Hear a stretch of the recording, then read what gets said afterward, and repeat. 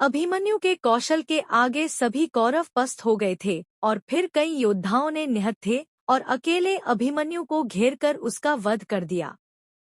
महज 16 साल की उम्र में अभिमन्यु वीरगति को प्राप्त हो गया। जिस युद्धभूमि में अभिमन्यु का वध हुआ वहां भगवान कृष्ण स्वयं मौजूद थे, लेकिन वो अपने प्रिय भांजे को नहीं बचा पाए। ऐसा कहा जाता है कि इसके पीछे एक खास वजह थी। अभिमन्यु के जन्म से पहले ही उसके पिता ने मृत्यु की उम्र तय कर दी थी।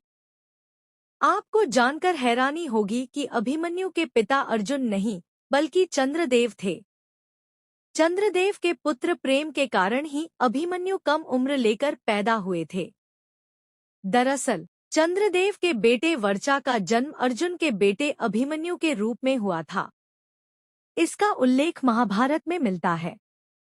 जब धर्म की स्थापना करने के लिए भगवान श्री कृष्ण पृथ्वी पर अवतार लेने वाले थे, तब सभी देवी देवताओं ने भगवान की लीला देखने के लिए किसी न किसी अवतार में धरती पर आने का फैसला किया।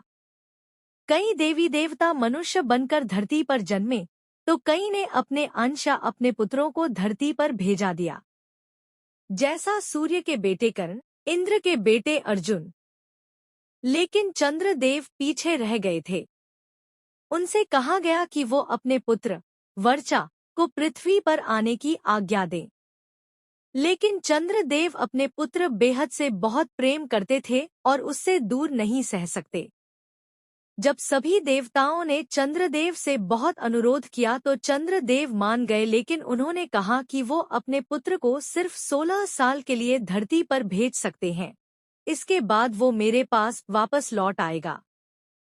चंद्रदेव का यही पुत्र अर्जुन का बेटा अभिमन्यु था।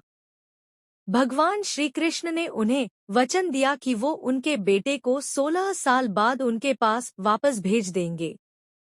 इसी वचन के चलते अभिमन्यु 16 साल की उम्र में वीरगति को प्राप्त हुए।